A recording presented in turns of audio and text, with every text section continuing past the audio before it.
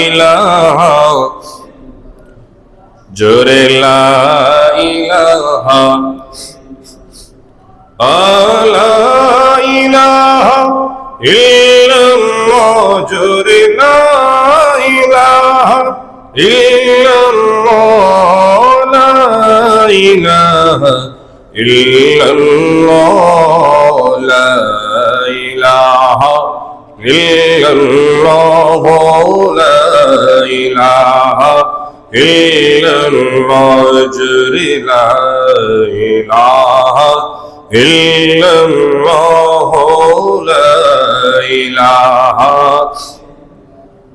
ওরে দুই নয়নে দেখিলে নবী গো, দুই নয়নে দেখিলে নবী গো, জুড়াইতো মনের জ্বালা। লা ইলাহা ইল্লাল্লাহ লা ইলাহা ইল্লাল্লাহ জোরে লা ইলাহা ইল্লাল্লাহ লা ইলাহা লা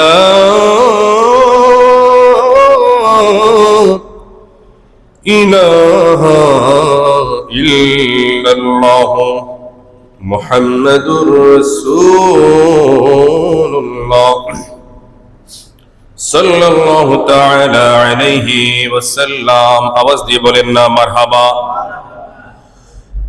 لم يأتي نذيرك في نذر، لم يأتي نذيرك في نذر مثل تونا शुद्ध पैदा जाना, जगराज को ताज तुरे रसूल है, तुझको शहीदो सारा जाना है, तुझको शरीदो सारा जाना।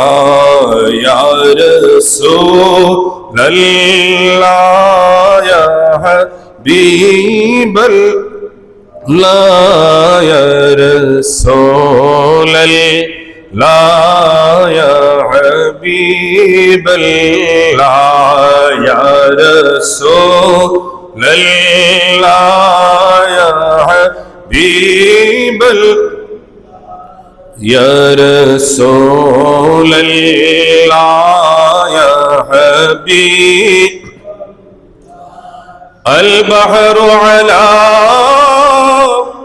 वल मौज तुगा,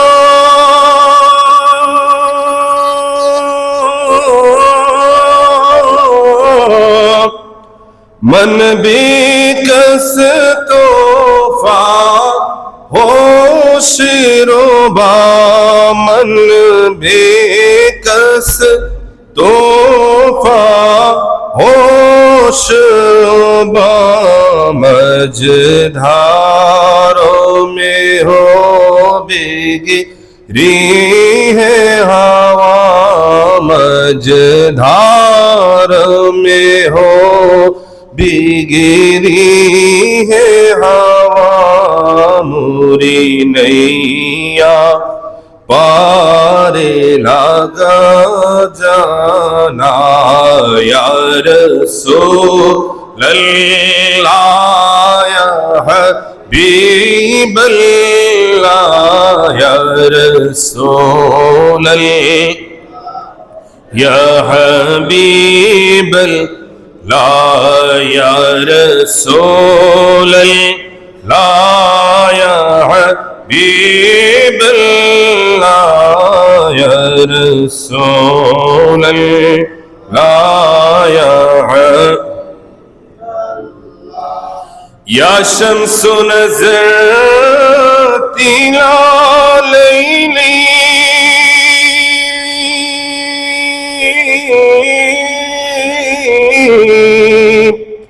चुबते बरसी अर्ज़ बिकुनी तुबते बरसी अर्ज़ बिकुनी तूरी ज्योति की जल जल जग में रची तूरी ज्योति की जल जल जग में रची मेरी शब ने ना दिन हो ना जाना या रसूल अल्लाह या हबीब अल्लाह या रसूल अल्लाह या हबीब अल्लाह या रसूल अल्लाह या हबीब अल्लाह या रसूल अल्लाह या हबीब। এটা হচ্ছে চারটি ভাষায় মিশ্রিত একটি বিশ্ববিখ্যাত একটি নবীজির শানে নাতে মুস্তাফা, যেটার লেখক হচ্ছেন আলা হযরত আজিমুল বরকত ইমামে ইশক মোহাব্বত ফাজিলে বেরলভী রহমতুল্লাহ আলাইহি। জোরে বলেন না সুবহানাল্লাহ। এটার বাংলাটা হচ্ছে উপমা তোমার কেউ দেখেনি কখন তোমারি মতো কেউ হয়নি সৃজন। বলেন না সুবহানাল্লাহ।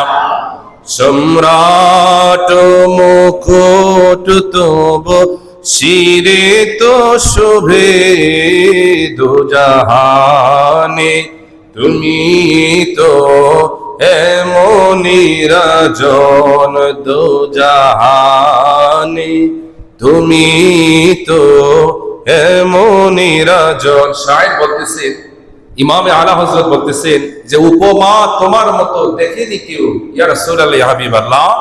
আল্লাহ তাআলা আপনি নবীকে এমন করে জমিনে পাঠিয়েছে, আপনি নবীর কোনো দ্বিতীয় উপমা নাই। বলেন না সুবহানাল্লাহ। আপনি নবীর মতো দ্বিতীয় আর এই জগতে কোনো পুরুষ নাই, কোনো মানুষ নাই, এত সুন্দর নুরানি চেহারা নূরের মানুষ এই জমিনে আর নাই। জোরে বলেন না সুবহানাল্লাহ।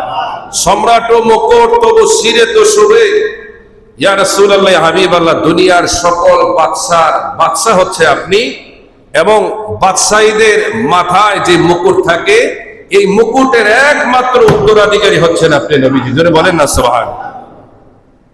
কথা বলে ঠিক কিনা? তিনি বলতেছেন সাগর ছাসি আর ঢেউ বিষমান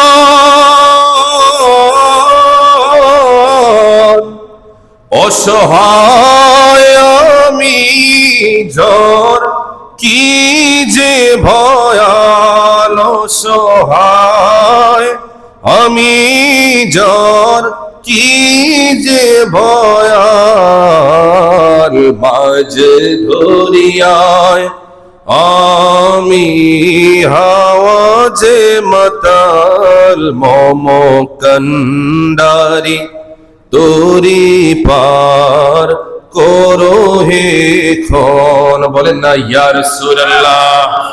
আলহামদুলিল্লাহ ওয়া শুকরুলিল্লাহ ওয়াস সালাতু ওয়াস সালামু আলা রাসূলিল্লাহ। উপস্থিত সম্মানিত মুসল্লিয়ানে কেরাম, মুসল্লিয়ানে আযম, মুরব্বি বাজান, যুবক ভাইরা, এবং বিশেষ করে আল্লাহ তাআলার মহান হুকুম এই পবিত্র জমাদিউ সানি চাঁদের সর্বপ্রথম জুমার নামাজ পড়তে আসা আল্লাহ তাআলার প্রিয় বান্দারা, এবং রাস্তাঘাটে দোকানপাটে এখনো যারা দুনিয়া নিয়ে ব্যস্ত রয়েছেন, তারা নিয়ত করেছেন যে আমরা নামাজটা কোনো মতে পড়তে পারলেই হয়, ওই ভাইয়েরা সহ এবং আশেপাশে আমার যে সমস্ত পর্দার মা ও বোনেরাও শুনতেছেন, সকলে সহ আল্লাহ পাকের দরবারে শুকরিয়া জ্ঞাপন করে যে আল্লাহ পাক আমাদেরকে আজকে আল্লাহর ঘর মসজিদে কবুল করেছেন। জোরে বলেন সুবহানাল্লাহ। দেখেন, কিছুক্ষণ আগে 10:38 কিংবা 39 মিনিটে আমাদের জীবনে তথা সোশ্যাল মিডিয়াতে যতটুকু বক্তব্য শুনলাম, সবাই একটাই কথা বলছে যে জীবনে অনেক ভূমিকম্পের সম্মুখীন হয়েছে, কিন্তু এত ভয় কোনোদিন পাইনি। কথা বল ঠিক কিনা? একটু চিন্তা করেন, সবাই দেখলাম, আমি রুম থেকে বের হয়ে রাস্তায় দেখলাম সবাই আমাদের ফকিরতলা জামে মসজিদে 100 বছর স্থাপনার মিম্বরের দিকে তাকিয়ে আছে। না জানি মিম্বরটা ভেঙে চুরে চুরমার হয়ে যায়, নিচে যারা এরাও মরে, মসজিদও ধ্বংস হয়ে যায়। কিন্তু ভাইয়েরা আমার, রক্ষা করার মালিক কে? আল্লাহ। এই জায়গায় ফকিরতলায় জামে মসজিদ এত দীর্ঘ সময়ের একটা স্থাপনা হওয়ার পরও এই জায়গায় কিন্তু কন্টিনিউ ট্রেন আসা যাওয়া করে। ট্রেন যেই জায়গায় যায় মোটামুটি 100 মিটারের কাছাকাছি এক ধরনের একটা ভূমিকম্প হয়, মাটি কাঁপে। কথা ঠিক কিনা? এত ওয়েট, এত ভারী একটা বাহন, প্রিয় হাজেরিন, অথচ মসজিদ দিয়ে কন্টিনিউ কতবার আসা যাওয়া করতেছে, কিন্তু আল্লাহর ঘর আল্লাহর ঘরের জায়গায় দাঁড়িয়ে আছে। এটা কেন? এটা হচ্ছে এই মসজিদে এমন এমন আল্লাহর ওলিরা, এমন এমন ইমাম খতিবরা তারা দায়িত্ব পালন করেছিলেন, যাদের সেজদা আল্লাহ পাকের কাছে এত দামি, ওই মানুষগুলোর উসিলায় আল্লাহ হয়তো এই স্থাপনাগুলো এখনো অক্ষত রেখেছে। তবে আমাদের সেক্রেটারি সাহেব উমরা থেকে আসার পরে ইনশাআল্লাহ আমরা প্রস্তাব দেব, আপনারাও যারা আছেন আপনারাও প্রস্তাব দেবেন, যে ওনাদের পূর্বপুরুষ যেমনি ভাবে ওনাদেরকে 100 বছর একটা স্থাপনা দিয়ে গেছে, উনিও যেন ওনার পরবর্তী প্রজন্মের জন্য 100 বছর একটা স্থাপনা দিয়ে যেতে পারে। আমরা চাই কি চাই না? মসজিদ যদি সব দিক থেকে সুন্দর হয়, নিরাপত্তা হয়, এবং মসজিদ যদি একটু আধুনিক হয়, তাহলে ইবাদত করতে ভালো লাগে না খারাপ লাগে? তারপরও এই ফকিরতলা মসজিদ পুরাতন হিসাবে অনেক মানুষ এসে অনেক ভালো ভালো মসজিদ, সুন্দর জাঁকজমকপূর্ণ মসজিদ ছেড়ে এই মসজিদে এসে নামাজ পড়ে। কেন? এই মসজিদে আসলে তারা অনেকে ভালো লাগে, শান্তি পায়, ইবাদতের একটা মজা পাওয়া যায়। কথা বলে ঠিক কিনা? কেন? এই জায়গায় ওই যে বিশেষ বিশেষ আল্লাহর বন্ধুরা খেদমত করার কারণে এই জায়গায় আল্লাহর রহমত সবসময় বর্ষণ থাকে। জোরে বলেন সুবহানাল্লাহ। প্রিয় হাজিরিন, ভূমিকম্প শুরু হলো, থরথর করে কাঁপতেছে। বাংলাদেশের বিভিন্ন জায়গায় কিছু কিছু বিল্ডিং হেলেছে দুলেছে, কিছু জায়গায় হয়তো ফাটল ধরেছে, আহামরি অনেক বড় ক্ষয়ক্ষতি হয় নাই। আমাদের এই ঢাকা শহর 3 কোটি মানুষের বসবাস। আপনারা জানেন 2013 সালের দিকে সাভার ট্রাজেডির পরে, সাভার ট্রাজেডিতে 1200 কিংবা 1000-এর উপরে মানুষ মারা গিয়েছে। কথা বলে দেখি না? তো ওই সময় সরকারের কিছু কিছু কুলাঙ্গার নেতা ছিল, যারা বলে এগুলো নাকি বিরোধী দল ঠেল্লা ফালাই দিছে। নাউজুবিল্লাহ বলতেন না? আর জোরে বলেন না নাউজুবিল্লাহ। কত বড় হাস্যকর, কত বড় মাথা মোড়া, মাথা খারাপ হলে এ কথা বলতে পারে? কথা বলতে কি? তো প্রিয় হাজির, ওই একটা সাভার ট্রাজেডিতে গোটা সরকারের সকল বাহিনী হিমশিম খেয়েছে মানুষগুলোকে রক্ষা করার জন্য। আর যদি আজকে যে ভূমিকম্প হয়েছে, যেটা হচ্ছে প্রায় 5 কিংবা 5.5, এটা যদি 6 কিংবা 6.5 হতো, অথবা মাত্রা যদি 7 হয়ে যেত, তাহলে অবস্থা অনেক খারাপ হয়ে যেত। আমাদের এই বাংলাদেশে মসজিদে, মাদ্রাসায়, বিভিন্ন জায়গায় মারামারি আছে কি নাই? ইমাম খতিব নির্বাচনের ক্ষেত্রে বিভিন্ন জায়গায় মারামারি কাটাকাটি হওয়ার পরেও এই দেশে গজব হয় না, আমাদের উপরে আল্লাহর পক্ষ থেকে তেমন বড় আযাব হয় না। কেন? কারণ আমরা যদিও মাটির উপরে গুনাহগার, কিন্তু মাটির নিচে যারা শুয়ে আছে তারা আল্লাহর বন্ধু। জোরে বলেন না সুবহানাল্লাহ। কারণ এত পীর মাশায়েখ দুনিয়ার জমিনে অন্য কোনো দেশে নাই। এই পীর মাশায়েখদের, আউলিয়া কেরামদের একটা পাওয়ার আছে কি নাই? যাদের সদকায় জমিনকে আল্লাহ যেন কিয়ামত পর্যন্ত ভূমি থেকে, ভূমিকম্প থেকে, বড় বড় প্রাকৃতিক দুর্যোগ থেকে রব্বুল আলামিন যেন হেফাজত করে। সকলে বলেন আমিন। ভাইরা আমার, ভূমিকম্প হলে আল্লাহ রাসূল সাল্লাল্লাহু তাআলা আলাইহি ওয়াসাল্লাম কি করতেন জানেন? প্রিয় নবীজি সাল্লাল্লাহু তাআলা আলাইহি ওয়াসাল্লাম আল্লাহর কাছে তওবা করতেন এবং গোটা উম্মতে মুহাম্মাদের জন্য ক্ষমা প্রার্থনা করতেন। দুনিয়ার সকল কাজ আমার আল্লাহ তওবার মাধ্যমে, আস্তাগফিরুল্লাহর মাধ্যমে আমার আল্লাহ সহজ করে দেন। জোরে বলেন সুবহানাল্লাহ। আল্লাহ পাকের রহমতের এমন কোন দরজা নাই যেই দরজা আস্তাগফিরুল্লাহ দিয়ে অতিক্রম করা যায় না। জোরে বলেন।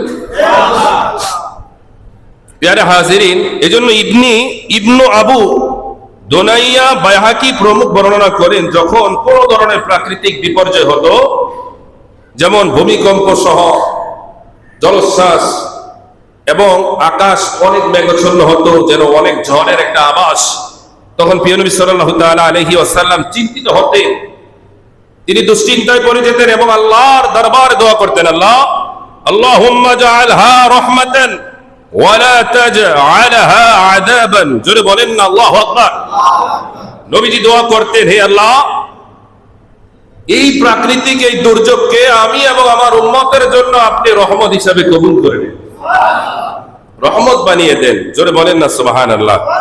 প্রিয় হাজিরিন, শুধু তাই নয়, প্রিয় নবী সাল্লাল্লাহু তাআলা আলাইহি ওয়াসাল্লাম মুসান্নিফে ইবনে আবি শায়বার মধ্যে 35,861 নম্বর হাদিস শরীফের মধ্যে রয়েছেন যে প্রিয় নবী সাল্লাল্লাহু তাআলা আলাইহি ওয়াসাল্লাম যখন দুর্যোগপূর্ণ আবহাওয়ায় পড়তেন অথবা অবস্থার সম্মুখীন হতেন, ঘটার আগে আল্লাহ রাসূল সাল্লাল্লাহু তাআলা আলাইহি ওয়াসাল্লাম বেশি বেশি আল্লাহ পাককে স্মরণ করতেন এবং দোয়া করতেন এবং ক্ষমা চাইতেন, উম্মতের জন্য নাজাত চাইতেন, কামনা করতেন। জোরে বলেন না আল্লাহু আকবার। সাহাবীরা জিজ্ঞেস করলেন, ইয়া রাসূলুল্লাহ, আপনি যদি বিচলিত হন, আপনি যদি নার্ভাস হয়ে যান, তাহলে আমাদেরকে চাঙ্গা করবে কে, আমাদেরকে সাহস দিবে কে? নবীজি বললেন, সাহাবীরা রে, আমি নবীজি তো আমার জন্য চিন্তিত হই না, আমি নবীজি এই ভয়ে চিন্তিত হয়ে যায়, না জানি দুনিয়ার কোন উম্মত তথা অন্যান্য নবীদের উম্মতের মতো না জানি আল্লাহ পাক আমি নবীর উম্মতের উপরে আল্লাহ পাক যেন গজব নাযিল করে, এই ভয়ে আমি চিন্তিত হয়ে যেতাম। যদি এরকম হয় তাহলে তো আমি আল্লাহ পাকের এই গজবের কারণে গোটা নবীদের কাছে আমার শান ও মান আজমত ছোট হয়ে যাবে, আমার উম্মত লজ্জায় পড়ে যাবে, আমার উম্মত কষ্ট পাবে, শর্মিন্দা হবে। এটা আমি কখনো চাই না। এজন্য আমি চাই আল্লাহ যেন গোটা দুর্যোগটা আমি এবং আমার উম্মতের জন্য কিয়ামত পর্যন্ত রহমত হিসেবে কবুল করে নেন। জোরে বলেন সুবহানাল্লাহ। শুধু তাই নয়, নবীজি দুর্যোগপূর্ণ আবহাওয়ার সময় নবীজির নুরানি চেহারা মোবারকের মধ্যে একটা ভয়ের আতঙ্কের একটা ছাপ চেহারার মধ্যে ভেসে আসতো। বলেন তো, এই ছাপটা কি নিজের জন্য না উম্মতের জন্য? উম্মতের জন্য। জোরে বলেন সুবহানাল্লাহ। এজন্য আমরা যখন ভূমিকম্পের সম্মুখীন হব, অনেক ঝড় তুফানের সম্মুখীন হব, অনেক নদী পথে অথবা আকাশ পথে বিপদের সম্মুখীন হব, ওই সময় আমরা বেশি বেশি কাকে স্মরণ করব? আল্লাহ পাককে স্মরণ করব আর আস্তাগফিরুল্লাহ পড়ব, দুরূদ শরীফ পড়ব, জিকির করব, লা ইলাহা ইল্লাল্লাহ। জোরে বলেন সুবহানাল্লাহ। আমরা চাই কি চাই না? ভাইরা আমার, সেই নবীজির উম্মত হতে পেরে আমরা খুশি না বেজার? জোরে বলেন সুবহানাল্লাহ। প্রিয় হাজিরিন, আমার নবীর উম্মতের মধ্যে বিশেষ করে 1900 শতকে উম্মতের মধ্যে যখন আল্লাহর রাসূলের শান মান আজমত নিয়ে যখন ফিতনায় উম্মত পড়ে গেল, ওই সময় আমাদের ভারতের কিছু প্রতিষ্ঠান, কিছু স্কুল, কিছু মাদ্রাসা, নামদারি বড় বড় শায়েখ, বড় বড় আলেম দাবিদার ইংরেজদের টাকা খেয়ে ব্রিটিশদের দালালিতে তারা নিমজ্জিত হয়ে গেল। একের পর এক আল্লাহর রাসূল সাল্লাল্লাহু তাআলা আলাইহি ওয়াসাল্লামের শানে একের পর এক তারা বেয়াদবি, কুরুচিপূর্ণ মন্তব্য করতে লাগলো, কলম ধরতে লাগলো। যে কোরআন হাদিস শিখে কলম ধরার কথা নবীজির পক্ষে, সেই কলম গিয়ে উঠল নবীজির বিপক্ষে। জোরে বলেন সুবহানাল্লাহ, নাউজুবিল্লাহ। ইন দি মিন টাইমে ওই সময় ভারতের বেরেলভী শরীফের মধ্যে একজন বিশ্ববিখ্যাত আশিকে রাসূল, পৃথিবীর অন্যতম লেখক, গবেষক, হাফেজ, মুফতি, মুহাদ্দিস, যিনি 50টিরও অধিক ভাষা এবং অধিক বিষয়ে যিনি আমাদের দেশে বর্তমানে ঢাকা ইউনিভার্সিটিতে মাস্টার্স করার পরে পিএইচডি করা হয়, গবেষণা যাকে বলা হয়। কেউ কবি নজরুলকে নিয়ে করে, কেউ রবীন্দ্রনাথ ঠাকুরকে নিয়ে করে, কেউ বাংলাদেশের ইতিহাস নিয়ে করে, কেউ সারা পৃথিবীর ইতিহাস নিয়ে করে, এবং সারা পৃথিবীতে কিছু কিছু মনীষী রয়েছে, তাদের বিষয়েও অনেকে পিএইচডি অর্জন করে। আপনারা শুনে খুশি হবেন আজকে আমরা যার বিষয়ে কথা বলবো তিনি হচ্ছেন ইমাম আহমদ রেজা। আহমদ রেজা, তার বিষয়েও ঢাকা ইউনিভার্সিটিতে আলাদা একটা ডিপার্টমেন্ট রয়েছে পিএইচডি করার মতন। আমাদের শ্রদ্ধাভাজন ওস্তাদ হযরত মাওলানা মুফতি নাসিরউদ্দিন নাইমি, তিনি সর্বপ্রথম বাংলাদেশে আলা হযরত বিষয়ে তিনি পিএইচডি হোল্ডার তথা ডক্টরেট ডিগ্রি, যেটা সর্বোচ্চ সম্মাননা বাংলাদেশের শ্রেষ্ঠ ইউনিভার্সিটি থেকে তিনি সেটা অর্জন করেন। প্যার হাজিরি, অনেকে বলতে পারেন যে হুজুর আহমদ রেজা কে, উনি ওনার পরিচয় কি? এই যে আমরা সংক্ষেপে বলতে হয়, আমরা আমার নবীজির শানে মিলাদ শরীফ পড়ি না, একটু কথা বলে না, পড়ি না? দাঁড়িয়ে নবীজিকে সালাম দেই না? সালাম দেই। প্যারে হাজিরি, শুধু তাই নয়, নবীজিকে সালাম দেওয়ার পরে আমরা আরেকটা নবীজির শানে নাতে মুস্তফা সম্মিলিত ভাবে উচ্চ কণ্ঠে পড়ি যে মিঠা মিঠা মেরে মোহাম্মদ কা নাম উন পর লাখো করোড় দুরুদ ও সালাম, বলি মুস্তফা জানে রহমত পে লাখো সালাম। এই যে মুস্তফা, শানে মুস্তফা, আজমতে মুস্তফা, হুব্বে মুস্তফা, এই মুস্তফা যিনি লিখেছেন তিনি আলা হযরত। জোরে বলেন না সুবহানাল্লাহ। এটা আল্লাহ পাক তাকে এমন ভাবে কবুল করেছেন যে সারা পৃথিবীতে গোটা নবীর আশিক যেই জায়গায় রয়েছে ওই জায়গায় এই আহমদ রেজা নবীর শানে এই কাসিদাটি এত পপুলার, আশিক যখন দাঁড়িয়ে নবীজিকে সালাত সালাম না দেয়, লাখো সালাম না জানায়, আশিকের সে হৃদয় রক্তক্ষরণ হয়, দিলে হৃদয়ের মধ্যে, ইমানের মধ্যে, প্রাণের মধ্যে, মনের মধ্যে একটা আলাদা প্রশান্তি, শান্তি লাভ করে। কথা বলেন ঠিক কিনা? প্যারে হাজিরিন, ইমাম আহমদ রেজা যার জন্মটা হয়েছিল ভারতের বেরেলি শরীফের মধ্যে, বেরেলি শরীফ যারে বলা হয়, ওই সময় ছিল এটা ভারতীয় উপমহাদেশ। যার জন্মটা হয়েছিল 14 জুন 1856, যার বাবা ছিলেন নকি আলী খান আর যার দাদা ছিলেন রেজা আলী খান, মানে যারা ছিলেন বংশগত দিক থেকে খান বংশ। কি বংশ? খান বংশ। ইমাম আহমদ রেজা খান তার জীবনে তিনি কি করেছেন, কেন তার জীবন চর্চা আমাদের প্রয়োজন? ইমাম আহমদ রেজা খান তিনি তার জীবনে 1500-এর কাছাকাছি, সবাই বলেন কত হাজার? 1500-এর কাছাকাছি তিনি কিতাব এই জমিনের মধ্যে তিনি রেখে গিয়েছেন। জোরে বলেন সুবহানাল্লাহ। মানুষ বাঁচে কয়দিন? আমরা বই পড়ি কয়টা? একটা মানুষ তার জীবনে, এই জায়গায় আমরা যারা আছি পড়াশোনা করেছি, আমরা আমাদের স্কুল জীবনে 6-এ বর্তমানে 15টা-16টা করে পড়ি। বর্তমান শিক্ষার ব্যবস্থা এত ফোজা পৃথিবীতে কোথাও কোনো স্কুল প্রতিষ্ঠানে বাংলাদেশের মতো নাই। আর কথা কয় না? স্কুল, কলেজ, ইউনিভার্সিটি, মাদ্রাসাগুলোতে বাচ্চাদেরকে জ্ঞানের একটা বোঝা চাপিয়ে দেওয়া হয়, উৎসাহ দেওয়া হয় না। প্যারা হাজিরিন, অথচ আমাদের এই 6-এর পোলা যারা সন্তান সোনামণিরা 1 থেকে 5 পর্যন্ত যারা পড়ে, একটা বইয়ের A to Z কয়জনে শেষ করতে পারে? কোশ্চিন কালো নয়, শেষ করা যায় না। রিডিং মুখস্থ তো দূরের কথা, রিডিংও শেষ করে না। আর সেই জায়গায় ইমাম আহমদ রেজা খান তিনি 1500-এর কাছাকাছি তিনি কিতাব লিখেছেন, যিনি তাফসীর নিয়ে তথা কোরআনের অনুবাদ তাফসীর নিয়ে যিনি আলোচনা করেছেন, হাদিসের অনুবাদ এবং শুধু তাই নয়, ব্যাখ্যা বিশ্লেষণ নিয়ে আলোচনা করেছেন, আল্লাহ তাআলার অস্তিত্ব নিয়ে আলোচনা করেছেন, আমার নবীর ইলমে গায়েব, নবীজির নূর মোবারক এবং নবীজি হায়াতুন নবী। শুধু তাই নয়, যিনি সায়েন্স নিয়ে আলোচনা করেছেন, বিভিন্ন ভাষা নিয়ে যিনি আলোচনা করেছেন। শুধু তাই নয়, আমাদের দেশে আমরা যারা কোরআন সুন্নাহ ভিত্তিক জীবন গড়ি, অনেকে মনে করে হুজুরা মনে ইংরেজি জানে না, হুজুরা মনে হয় অঙ্ক জানে না, সাধারণ জ্ঞান থেকে হুজুরা দূরে। এটাকে মাইনাস করে দিয়েছেন আলা হযরত। জোরে বলেন না সুবহানাল্লাহ।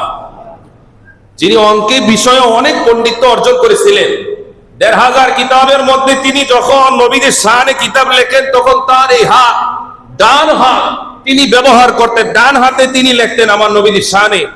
যখন দুনিয়ার জমিনে ভারতের দারুল দেওবন্দ থেকে কিছু নামদারি কিছু আলেম, পাকিস্তান থেকে, বিশ্বের বিভিন্ন জায়গা থেকে এবং সৌদি আরবের নামদারি বিভিন্ন কিছু শায়েখ সহ যারা আমার নবীর শানের বিরুদ্ধে যখন কলম ধরলেন, লিখনিতে সারা পৃথিবীর মানুষকে ঈমান নষ্ট করার জন্য চেষ্টা করলেন, ইন দি মিন টাইম ওই সময় বাতিলদের মোকাবেলায় আলা হযরত তিনি তার ডান হাতে তিনি তাদের প্রতিবাদ জানায়নি, বাম হাতে তিনি তাদের প্রতিবাদ দিয়েছেন। জোরে বলেন সুবহানাল্লাহ।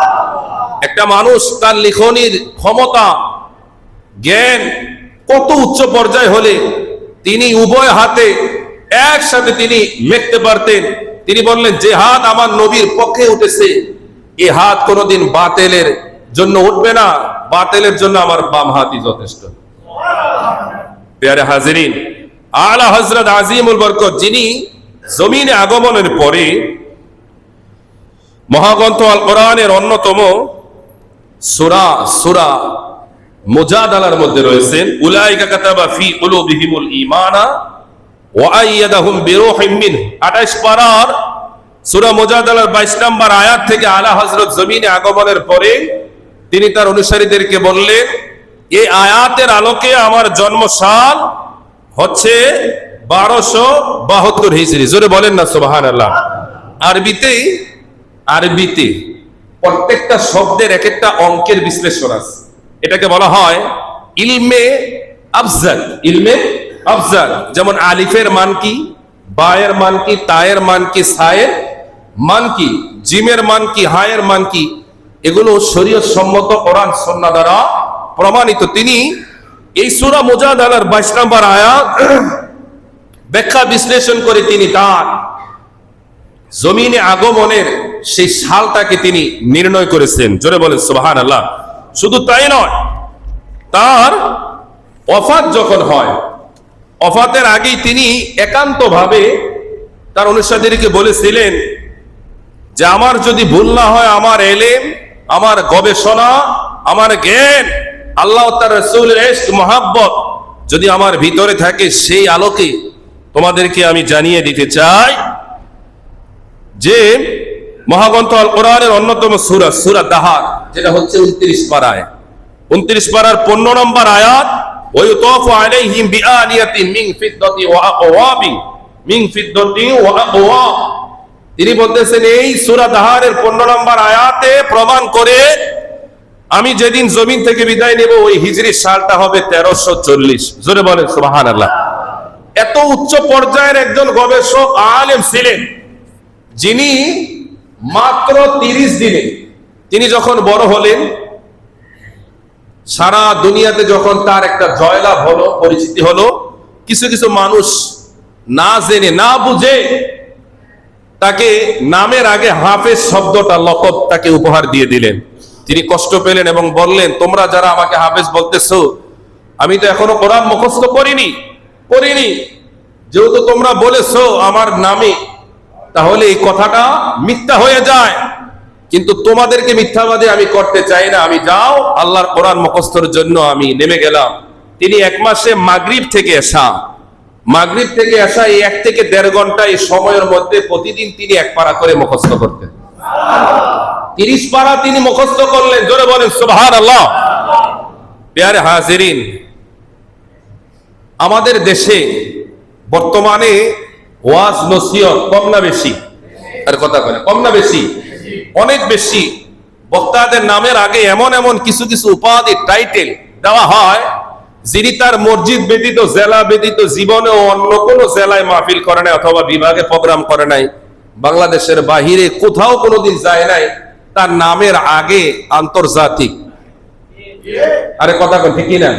অনেক জায়গায় আমাদেরও নামের আগে আমরা বলি না, আমাদের কারি তো নাই, আন্তর্জাতিক লেখে, আমাদের হাস্যকর লাগে, অবাক লাগে। তো আমি বললাম, ভাই এটা তো মিথ্যা অপবাদ।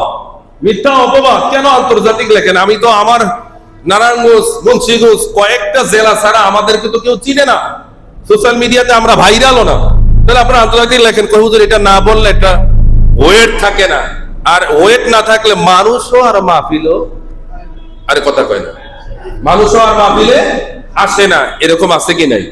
একটু কথা বলেন, আছে কি নাই? বর্তমান ওয়াজ মাহফিলটা আমারও বর্তমানে ম্যাক্সিমাম ক্ষেত্রে প্রশ্নবিদ্ধ হয়ে যায়।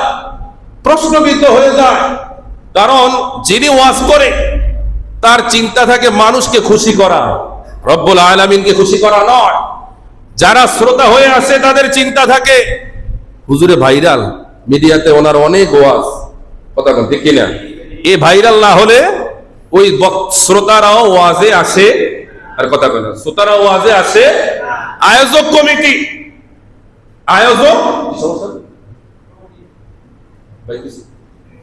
আয়োজক কমিটি যারা, তারা ভালো আলেম, মাদ্রাসার মুফতি, মুহাদ্দিস, সাইকুল হাদিস, যিনি কিতাব পড়ায়, দরসে বুখারী পড়ায়, তাফসীর পড়ায়, তাদেরকে মূল্যায়ন করে না।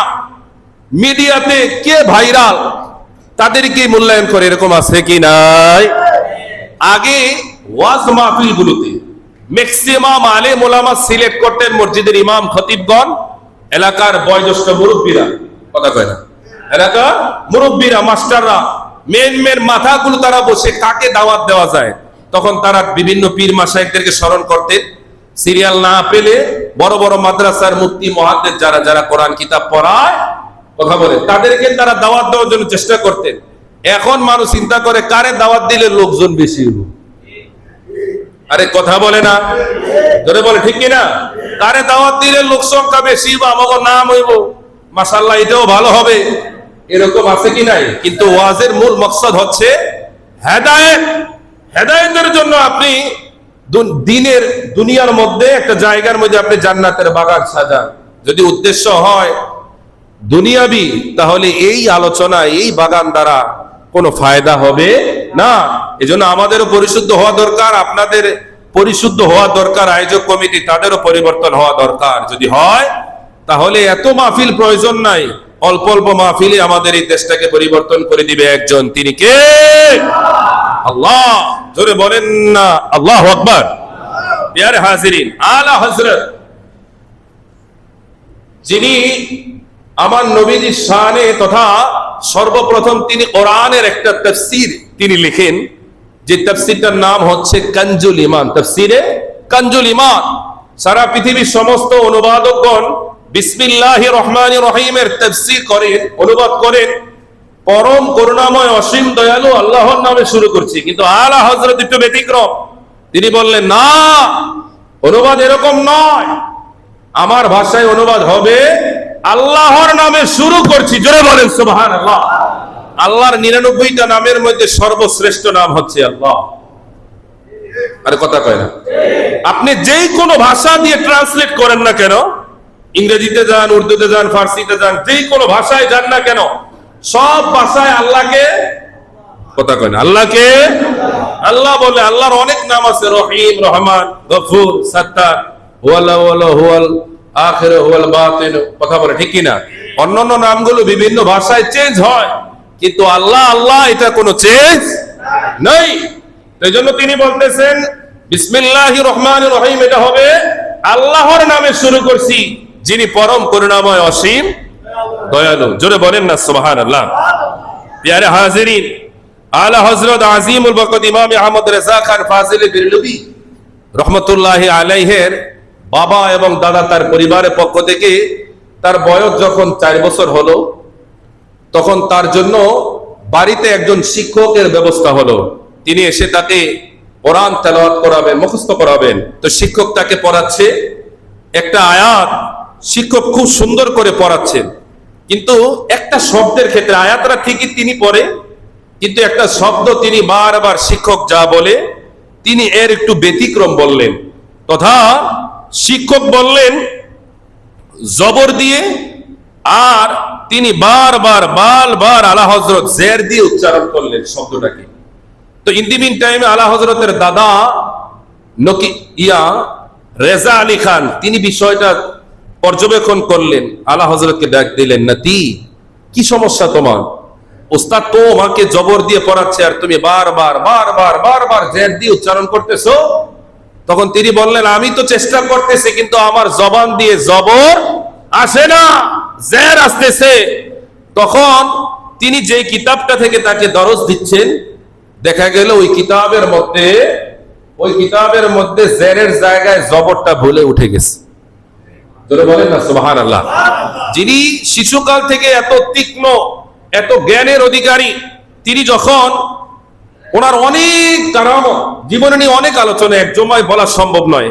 একটা বিষয় বলি, আমাদের দেশে আমরা যারা আহলে সুন্নাত ওয়াল জামাতের অনুসারী, আমাদের দেশের অনেক ভাইয়েরা যারা আমাদের দিকে বিভিন্ন ভাবে অনেক অপবাদ, অনেক কিছু তারা বলে, তারা আমাদেরকে রেজা খানি বলে, অনেকে যারা মসলকে আলা হযরতের অনুসারী তাদেরকে রেজা খানি বলা হয় তাদেরকে, এবং আমাদেরকে বলা হয় আলা হযরত আজিমুল বরকত ইমামে আহমদ রেজা, তিনি খেয়াল করেন, তিনি যখন মক্কাতুল মুকাররমায় যায় সম্ভবত 1905 কিংবা 6 সালের দিকে, ওই সময় আরবের বড় বড় শায়েখরা শুনতে পেয়েছে যে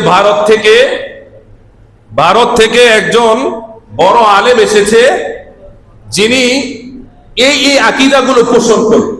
কি কি আকীদা বলতেছি? তো হঠাৎ করে ওই আলেমগুলো, শায়েখগুলো প্রায় 33 জন, কয়জন? 33 জন বড় বড় স্কলার আলা হযরতের মসজিদুল মুকাররমা তথা হারমাইন শরীফের মধ্যে খানায় কাবায় সামনে তাকে পাকড়াও করলেন, চতুর্দিক থেকে তাকে ঘেরাও করলেন এবং বললেন, হে আলা হযরত, তোমার নাম আহমদ রেজা আলা হযরত, তুমি তো সমাজের মধ্যে এই কাজগুলো করতেছো, তুমি কি ঠিক করতেছো? বলো তোমার পক্ষে দলিল কি, তুমি কেন এই কাজগুলো করতেছো?